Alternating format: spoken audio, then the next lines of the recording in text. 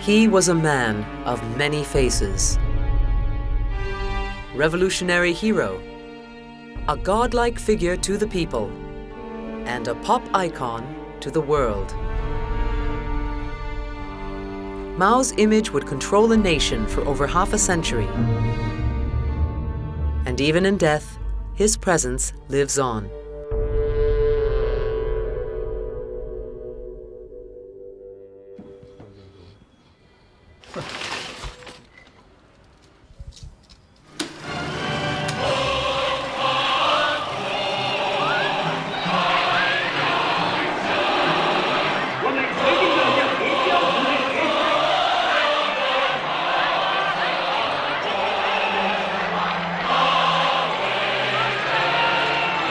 It was a sight to behold, a euphoria like no other, for the beloved Chairman Mao had arrived.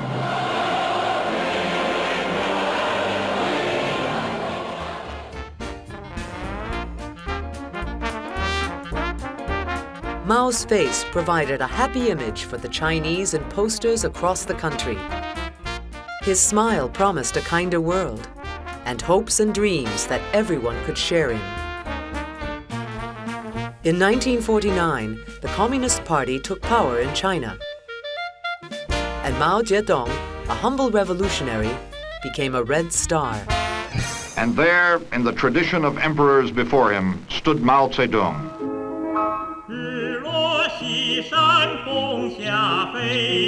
To begin with, the Communists captured their victorious arrival in Beijing on film. The world's largest propaganda effort had begun. For the first time in 100 years, the only troops parading through China's streets were Chinese. Visual propaganda. It was important from 1949 when the Communist Party came to power. Remember, this is a time there's no television. There are not that many movie theaters either, when you consider that China was a rural country. And so art, poster art and photographic art, all of these kinds of things become incredibly important. Large posters that are put up in the streets, people are bicycling by on the way to school, they're going to work, and they're exposed to these things all the time.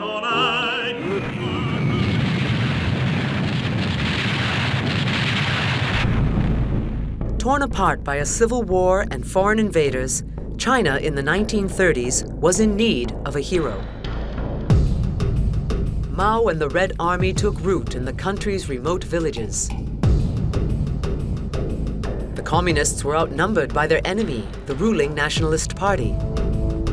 But they were united with the peasants in a single cause: to liberate the people from the tyranny of the imperial government.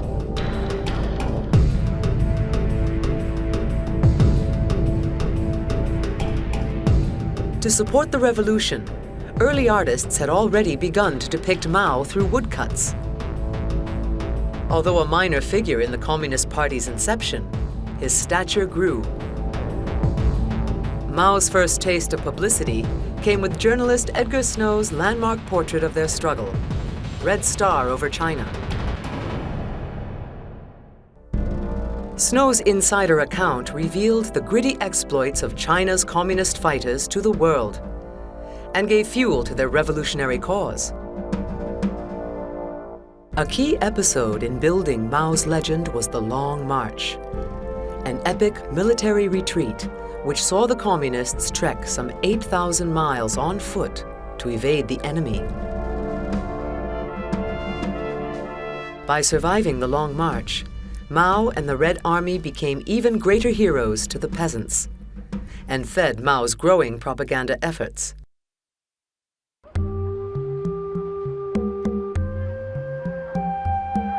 The color red has traditionally been associated with happiness, prosperity, and vitality for ages past in China. Red posters and art prints, inscripted with well wishes, typically adorn households during occasions such as weddings and the Lunar New Year. But when the communists came into power, they would soon change this ancient tradition.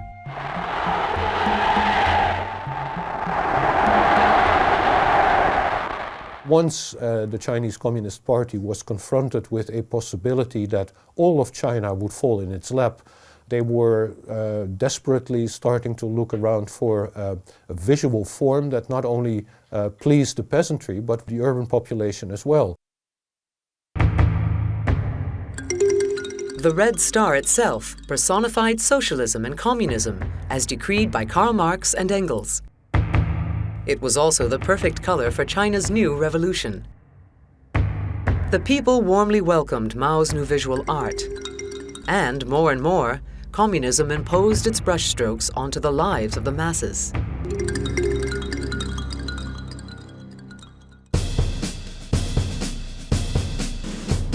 Central to China's propaganda movement was the influence of Russia's social realist art. The Soviets had provided the Chinese with both the ideology and technology to kickstart the revolution. But more importantly, their art held the key to reaching the masses. China's traditional brush paintings and crafts were far too abstract and ornate. Chinese artists had to be sent to Russia to learn a completely new visual language and make it their own.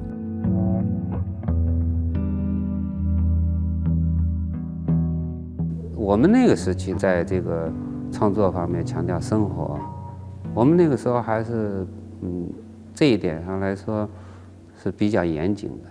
你就比如说吧，我们学生时期就是下乡啊。 三同啊，同吃同住同劳动，体验生活，那还是比较下功夫啊。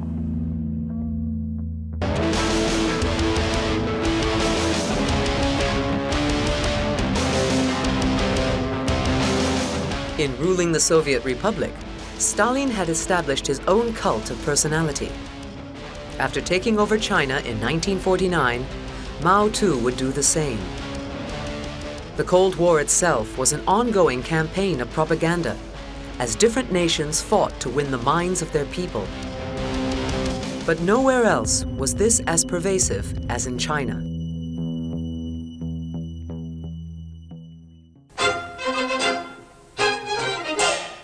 To win the hearts and minds of the people, Mao harnessed the arts to change the way people thought and lived. From performance in music to literature and the visual arts. Gradually, all art forms would serve one purpose only: the Communist Party's ongoing manifesto.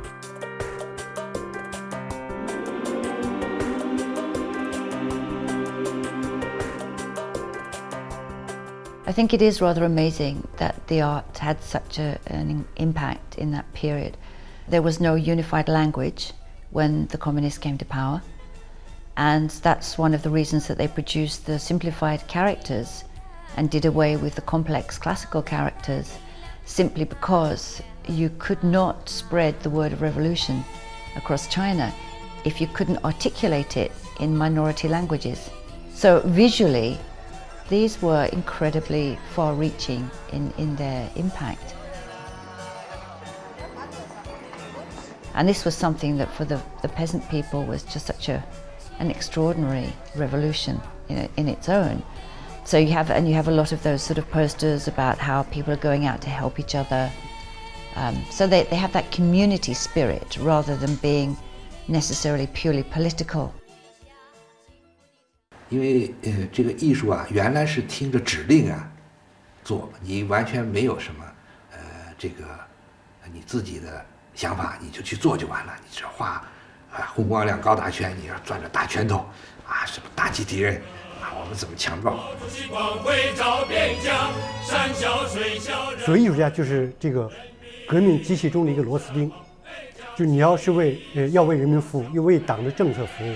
进入工艺美术学院之后，老师的第一个任务就是打消你要做艺术家的这个念头。他一再跟你讲，工艺美术学院不是培养艺术家，工艺美术学院是培养工艺美术设计人才，要为生产服务，为社会，为人民服务，要生产这个老百姓能够用的东西。Mao's propaganda reached out to the masses with various messages, campaigns, and reforms.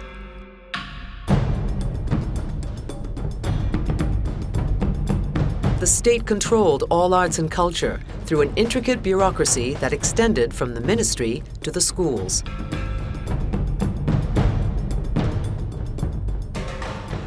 Initially, early propaganda art in the 50s encompassed different styles and influences, but this gradually changed. 1957年之前，我们所接触的这些都是为艺术而艺术更多一点。到后来57年以后就变了艺术为政治服务，一直到文化大革命，我们自己要改造思想，要去做为工农兵服务的工作，就一直天天想着，这就是很长的一段时间。In shaping his utopian vision, Mao wanted to show the world that China too could be a modern nation. In the countryside, he abolished private property and reorganized people into communes. Everyone now had to live and work together under the state. Political meetings replaced traditional ceremonies as Mao's propaganda became all-important. 你像我们那个年龄吧，那时候是刚刚20出头，那时候很理想主义的，而且觉得，毛泽东讲的话，觉得这个，比如说横扫一切牛鬼蛇神啦，造反有理啦，就很浪漫，很理想主义。而且呢，那个时候再加上你知道，青春期、荷尔蒙、反叛精神，我觉得都凑在一起的话，就是说你很容易也变成一个狂热分子。By this time, Mao, the once humble rebel, was enjoying a newfound popularity among the men and women. He declared that women held up half the sky and played a crucial role in China's reforms. He boldly granted them equal rights, something that was unheard of. Old rituals such as foot binding and child marriages were abolished.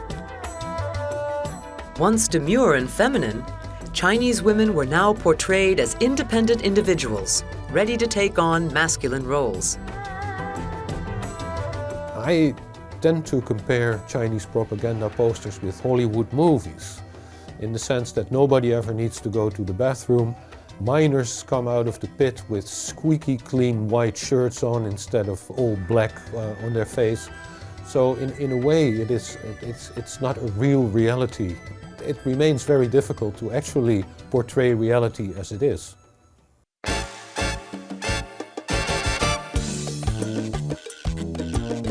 Even as China became increasingly isolated from the outside world, Mao actively promoted China's communist agenda.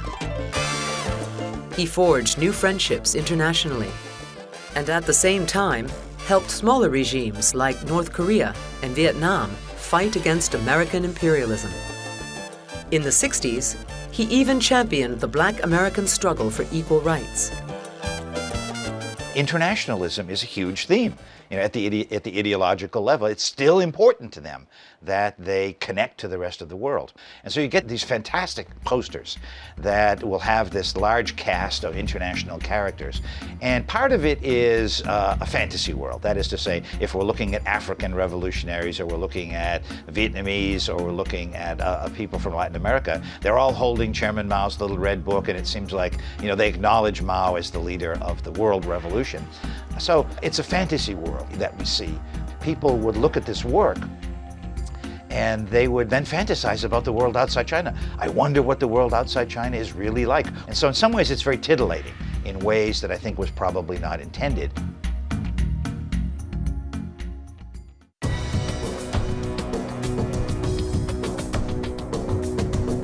In 1957, Mao embarked on his most ambitious plan.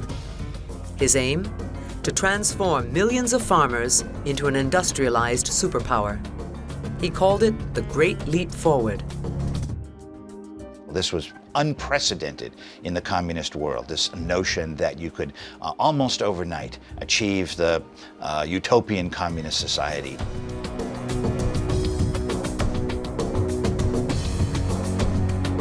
Farmers were told to produce steel in homemade furnaces. Mao's radical aim was to overtake the West in steel production, at any cost. Without any expertise or resources, however, farmers could only churn out unusable pig iron. Having abandoned their fields for the furnaces, many villages ran out of food, and China found itself facing the worst man-made famine in history. Although tens of millions starved to death, Mao continued to hide the truth from the world. The propaganda boasted record growth and bumper crops, and posters showed everyone there was still plenty to eat. But Mao's failure in the Great Leap Forward shook his leadership. Premier Liu Shaoqi and other officials criticized Mao's radical approach. They had advocated more pragmatic measures, which Mao ignored. Under pressure in 1959, Mao stepped down as China's leader. During the early 60s, Mao faced his darkest hour as his political opponents surrounded him. Although he remained the figurehead of the party, Mao no longer enjoyed the power he once had.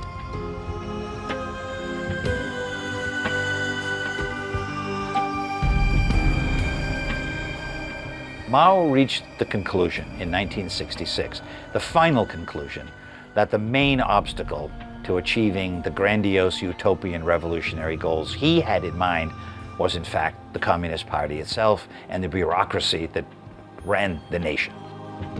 To regain leadership of his country, Mao declared war against his own Communist Party, accusing them of becoming capitalist and bourgeois in their policies. He would trigger an event that would change China forever, the Great Proletarian Cultural Revolution. Mao's allies were student activists who called themselves the Red Guards. Like Mao, they too had accused their school establishment of becoming elitist. Mao seized the opportunity to mobilize the Red Guards. He called upon them to stamp out the country's old ideas, cultures, habits, and customs. 在无产阶级文化大革命进入批判资产阶级反动路线的新高潮中。 Fired up by Mao, millions of Red Guards converged in Beijing to pledge their allegiance to the chairman.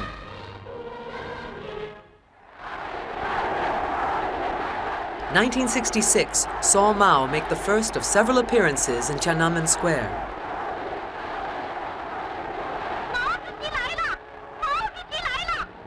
Like the Beatles in the West, Mao left no doubt as to who was number one. 那时候我觉得每个人的心情就像对待一个神谕，就是神发下来的一个指令，大家要欢呼，要庆祝。整个会议快结束的时候，毛主席从那后台也出来了。出来呢，没讲话，向那个观众挥手致意，非常激动，感觉非常幸福。毛主席万岁，就在那喊呐，是吧？都是看见毛主席，毛主席说“人民万岁”，就是这样的人民万岁。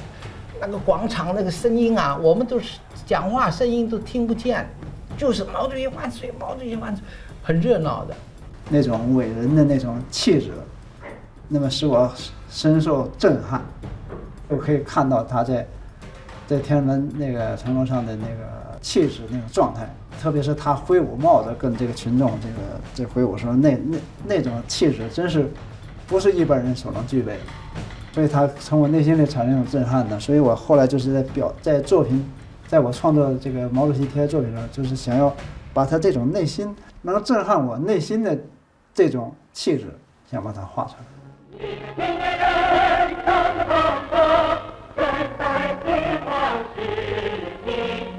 整个的这个社会上所有的环节，全部都称为叫红色的海洋，因为所有的城市、所有的商店，全部都是用红颜色涂起来，人人都要向毛主席献忠心，所以家家户户呢，墙上呢都要挂3个向日葵。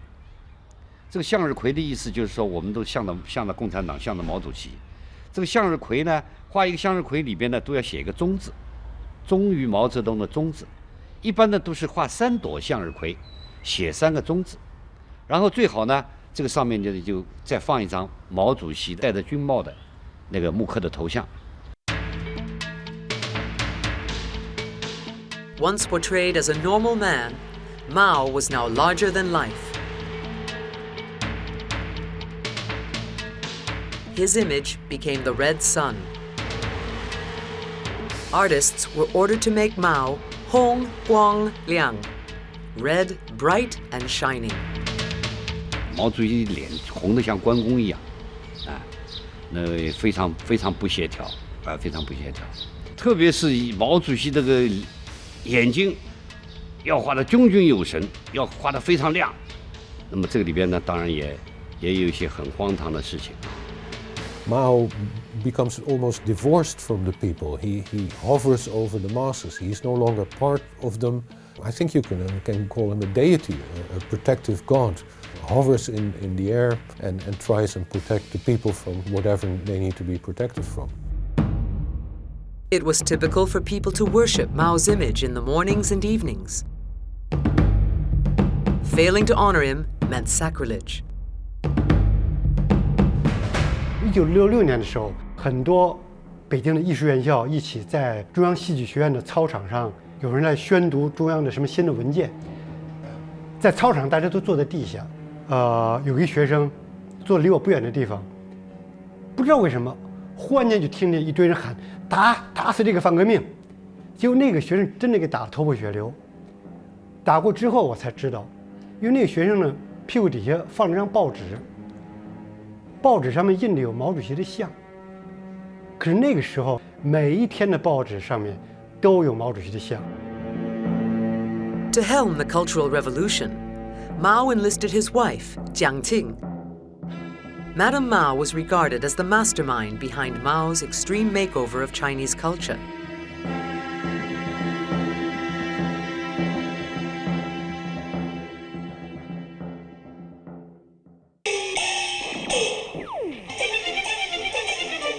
A former movie starlet herself, her passion for the arts led her to shape her own artistic vision for the country. The 8 model operas reinvented traditional Chinese opera and depicted good versus evil in communist fashion.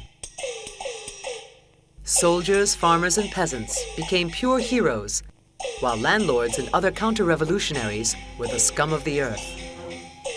你说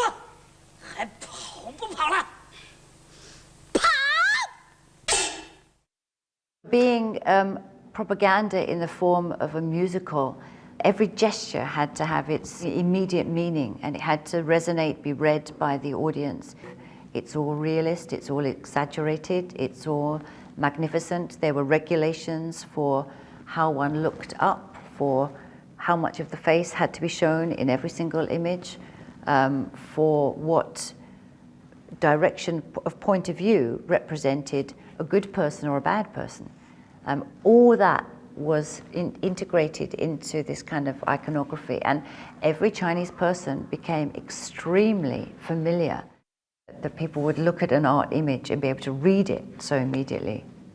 When I made my first trip to China in the summer of 1971, I was invited to see a live performance of one of Madame Mao's model theatrical productions. And this was put forward as the most revolutionary art being produced in the world at this time, and this is what we were fully prepared for. And so what you see is the red detachment of women turns out to be very sexy. If you take a look at it again, they're wearing these short shorts, very, very tight, and they have these bare legs. And they're coming out and flying through the air, time and time and time again. Chinese filmmakers at this time, or theatrical production groups, wouldn't be doing anything to, titillate the audience in terms of human sexuality. Not true. I mean, they definitely were doing it.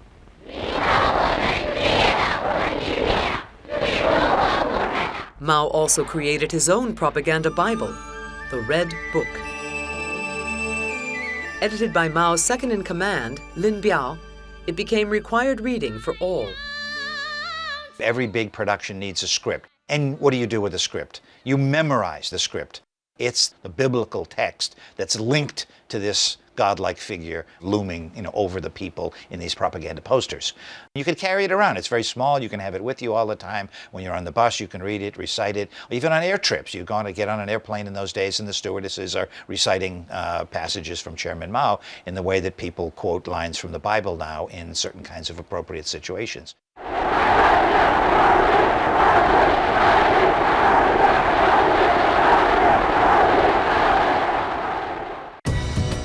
Along with the red books were Mao's badges, which were emblems of one's loyalty to Mao, like a talisman or crucifix. 当时做这个毛主席像章是那个你们在外边不知道的，那是红火到极点，那都要做，叫敬制，能做这个是无上光荣的。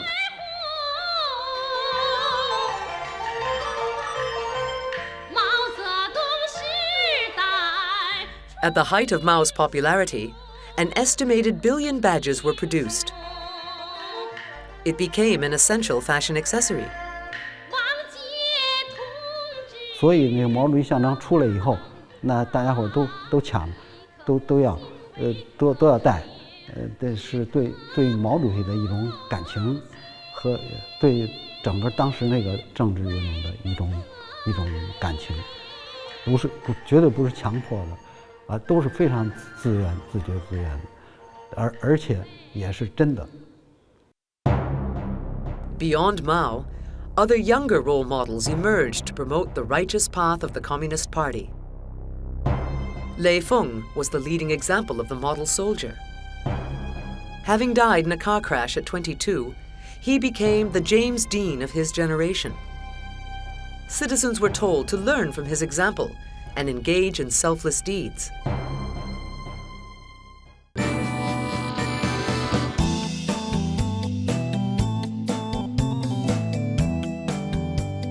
In schools, students were shown how to write, draw, and color in the style of the revolution.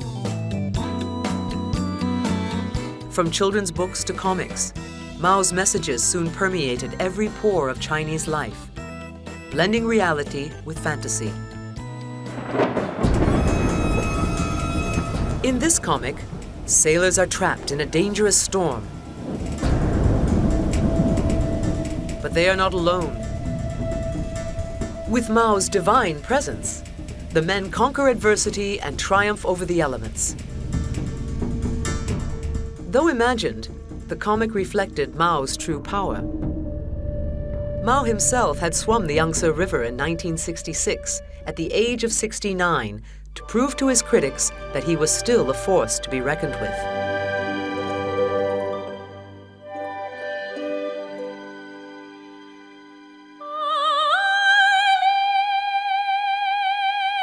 Even as Mao aged in real life, he remained evergreen in art. Chairman Mao Goes to Anyuan was hailed as the most important Chinese painting ever made. It portrayed a young Mao in 1921, noble and ready to take on the world. It romanticized Mao's image and became the most reproduced painting, with over 900 million copies made.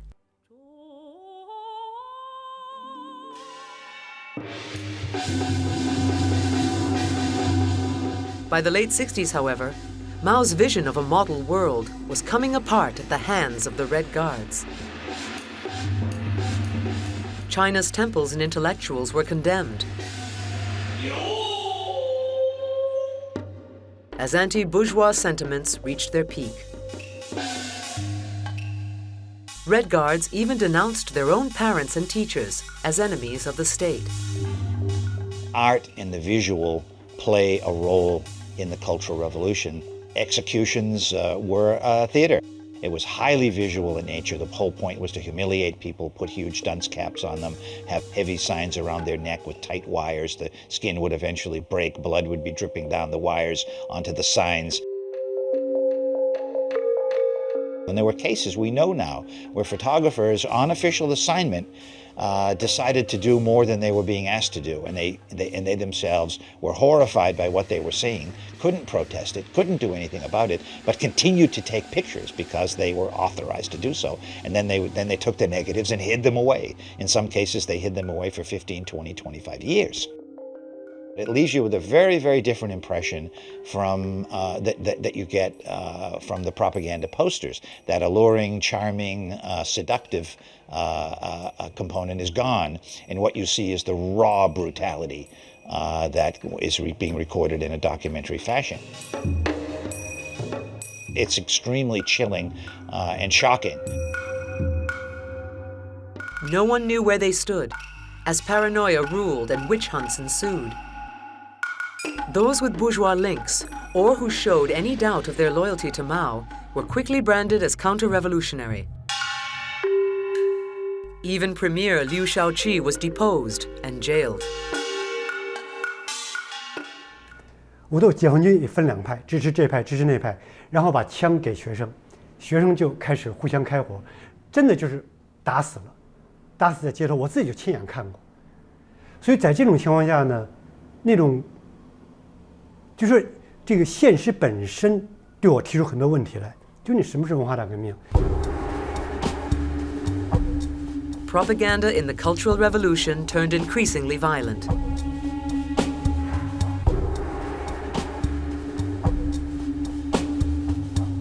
The war of pictures became a war of words, as people used vivid language to denounce others in the name of Mao.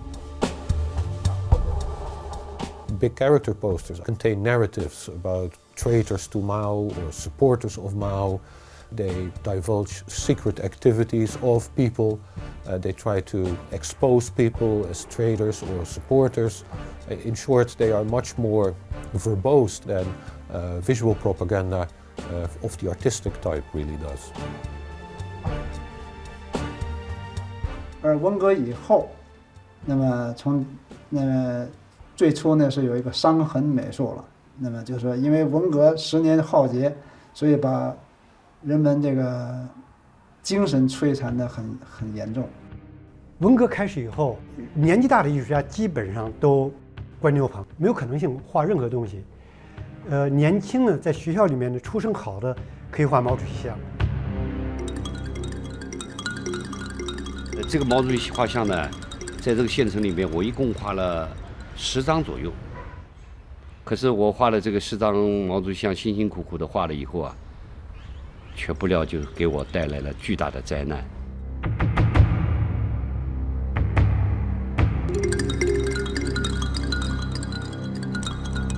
1969年的5月6号，我们文化系统的开大会，在会场里边呢，我突然的就被人大声的一喊，就打倒现行反革命分子吴锡安这样的一个口号，我就被许多红卫兵就架上了台。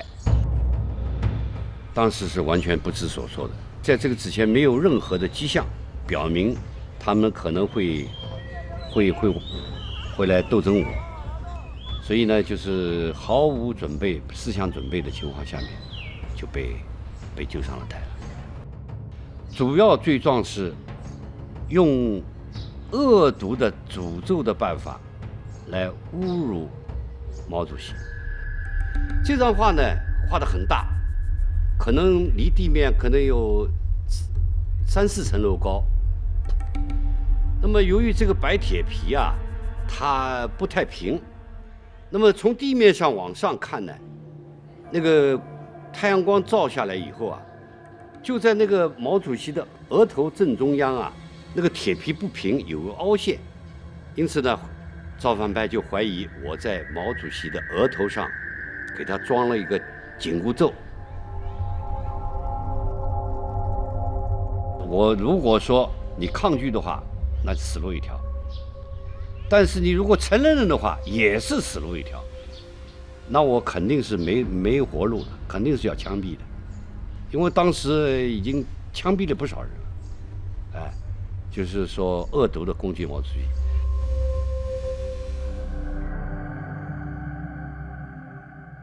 那么他们原来是准备在这个会议上做一个开除公职，戴现行反革命帽子，送到一个更小的一个小岛上，一个乡里面，教群众监督劳动。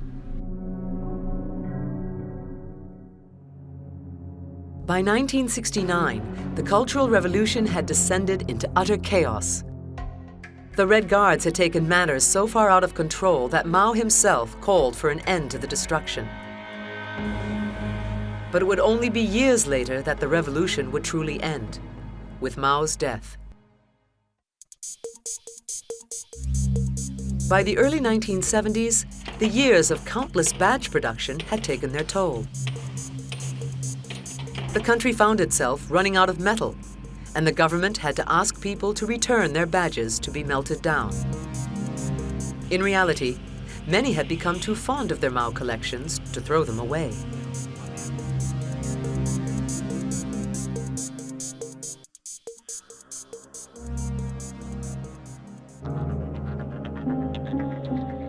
In 1976, Mao Zedong died at the age of 82.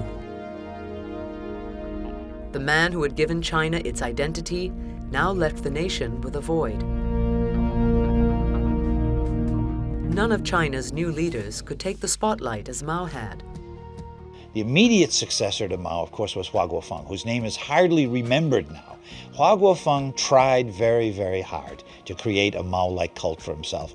He grew his hair longer. He combed it back the way Mao did. He had photographs created that showed him shaking hands with Mao and so on and so forth. It was a joke. I mean, almost as soon as he did it, people realized that this was just ludicrous. It backfired. It made him seem like a buffoon. And so subsequent leaders after Hua Guofeng, nobody tried to do that again. The venerated Deng Xiaoping took control and put China on the road to economic prosperity. Deng also admitted the mistakes of the Cultural Revolution and did away with the cult of personality.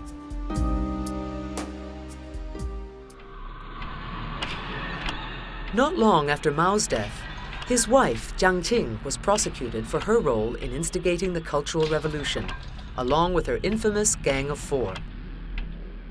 She claimed that she had only been following Mao's orders. Sentenced to life in prison, she allegedly killed herself in 1991.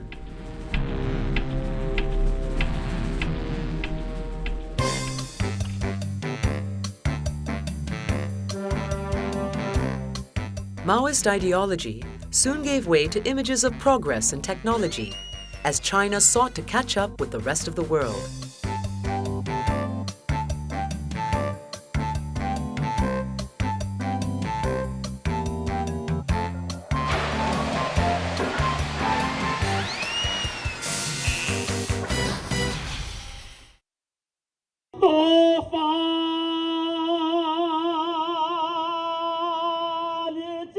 Although the old socialist propaganda of the past had diminished, Mao's image was in fact still very much alive in the minds of the masses.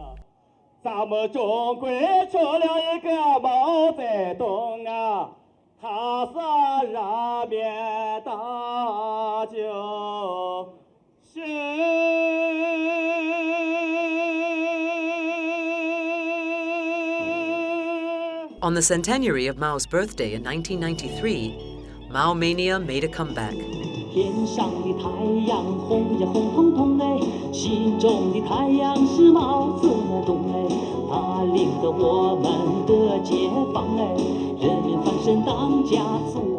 Today, Mao conventions provide solace for those nostalgic for the good old days.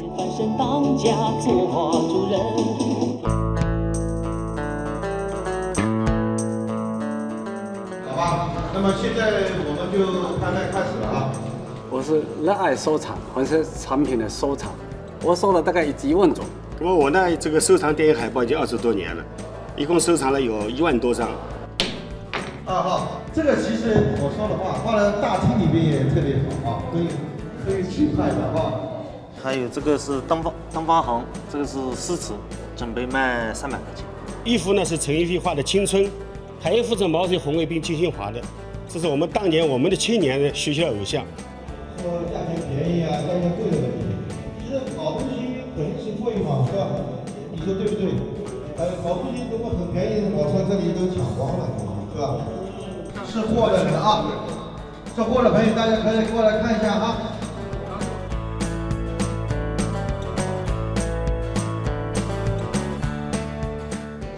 3号，我只花了60块钱，所以今天感到很兴奋。买了一个康乐的西湖，民国的漫画，铁皮画，我花50元，买下来，我觉得很便宜。这个送给我的外籍朋友，希望他喜欢，然后多了解一些毛主席时代的文化。In 1974, Andy Warhol's Mao is exhibited for the first time in Paris, acknowledging his universal status as a pop icon. Warhol's originals were 15 feet high, matching the actual size of Mao's official portrait in China. Warhol's Mao was really an important piece of history, and many artists have kind of copied or have followed his idea.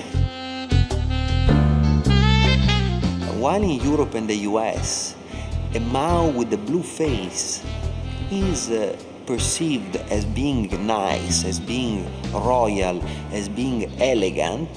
In Asia, the blue face is perceived as being sick.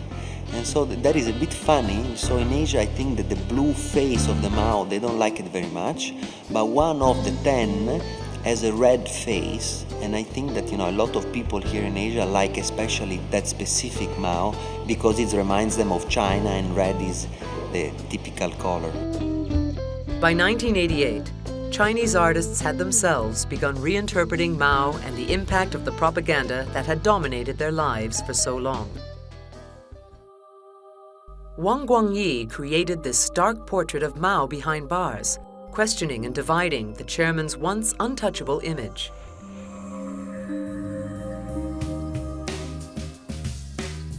Later, Wang achieved fame by reinventing the Chinese propaganda poster with slogans of Western brand names.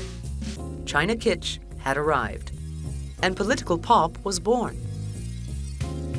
Those original instigators of the political pop movement all had very legitimate experience of a political period in China, and all of those responses that they produced in their various ways were their very personal responses to either work that they'd done during the Cultural Revolution, or it was because they'd seen that imagery firsthand that they were able to have such a direct response to it. Soon, many other artists, both Chinese and foreign, would express their own versions of red art, creating a commercial market for Mao.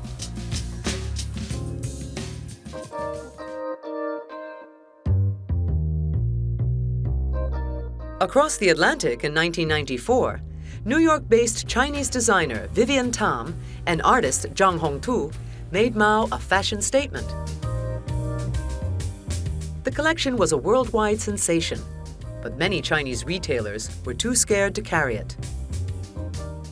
这件作品在公开展览之后，有一个朋友给我讲，说你这个东西如果在中国的话，你起码要被枪毙3次。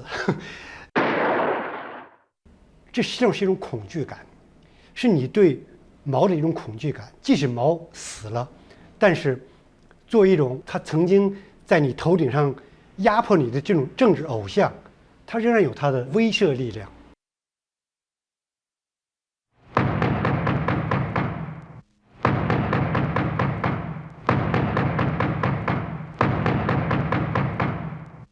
As you've seen, the door just a typical door in New York City with a lot of lock.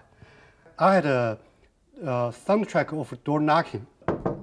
The door knocking, I cannot open the door. But you have to see through the viewer to find out who's knocking the door. Because this is a door for normal people, for everybody. But the Mao is always watching you from outside. 我做了这些个毛的作品，我自己把它当做一种心理治疗一样。因为我开始做的时候呢，我也有一种不安，有一种觉得甚至有一种罪恶感，因为你在中国的话，你把毛随便把它搅碎了再拼贴起来，这绝对是犯罪的。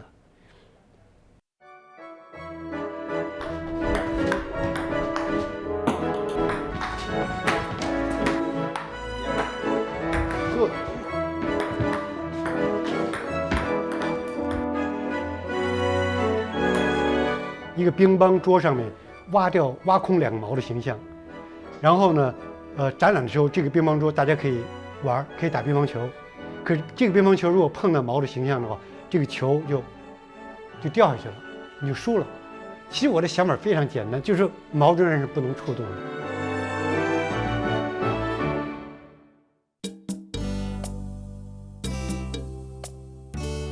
Zhang Hong Tu, I find particularly interesting because he incorporates images of Chairman Mao in his work, and that reflects what he experienced living in China before he moved to the United States. And I think by putting Mao on a Quaker Oats box or putting Mao's body on the zodiac figures, I think that's rather irreverent. And it's the ubiquitousness of some of the images that everyone can relate to, and that's one thing that I found really appealing. Does this look like an oatmeal box? Does it? It's the leader of China at that time. But you know what it says? After arriving in the United States, he began a daily morning routine of having Quaker Oats for breakfast. That's because when he was in China, every morning he had gruel. But then, after 5 years, he thought the man on the Quaker Oats box resembled Mao. And he just put that oatmeal box there and put Mao. Mao was their leader, so he put that on it. The artist. Say your name for me. Hi. Welcome. Are they like generals? Yeah, do you know Chairman Mao? Yeah, Chairman Mao's dress. Because in the Cultural Revolution, now back to 30 years ago, everybody wear the same thing, the same dress. To me, it's the dragon that looks the hardest because you see all the details in the neck and the mane and stuff and the colors. Yes, more detail. Every single details. Every day you see a hand, you see a lot of work. What do you think about this piece? That's cool. Why? Because it's old McDonald's.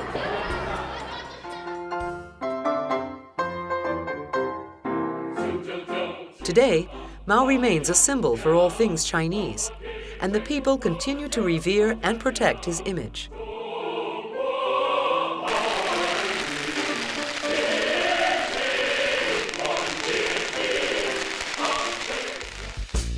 The French car company, Citroën, had to apologize to the Chinese for depicting Mao satirically in a campaign. And other inappropriate exhibitions of Mao remain taboo in China.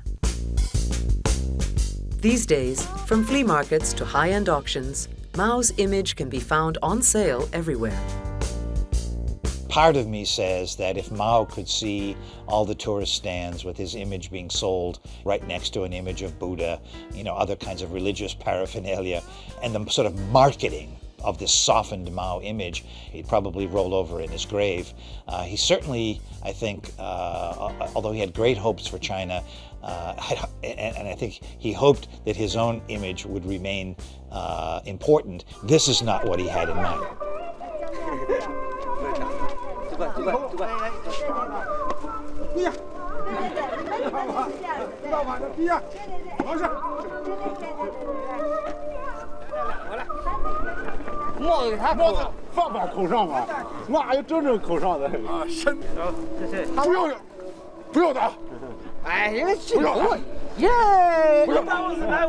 I think a lot of people have a very ambiguous relationship with Mao, or the memory of Mao. And it's one of those sort of Chinese conundrums that I think would be very difficult for any non-Chinese person to appreciate or understand. 枪毙不枪毙？枪毙！坐那晚，坐来讲讲话完了。弟兄们，专革命促生产，老有的事情我们不管。I think One of the keys to understanding why the image lingers today is that the Communist Party cannot afford to jettison Mao. It's gotten to the point where to remove the picture from Tiananmen Square, there wouldn't be any protests if his picture was taken down, if his body was removed. But the fact is the Chinese Communist Party invested a lot of capital into this imagery. They want him remembered in a grandfatherly kind of way, as a George Washington, Abraham Lincoln, kind of figure. But if you question the ordinary person, what can you tell me about Mao? What's your image of Mao? You're going to come up with some very round, fuzzy, totally non-threatening kinds of images.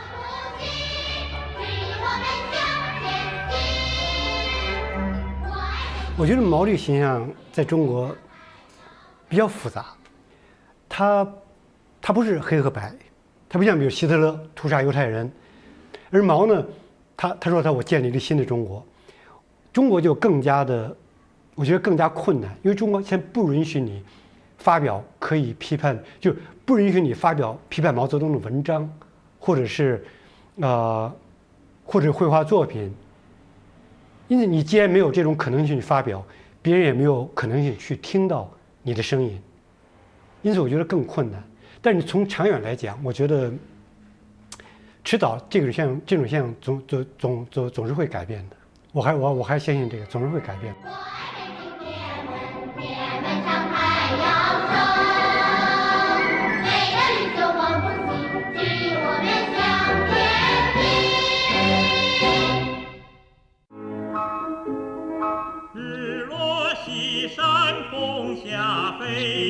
战士打把营归，把营归，胸前红花扬彩霞，愉快的歌声满天飞。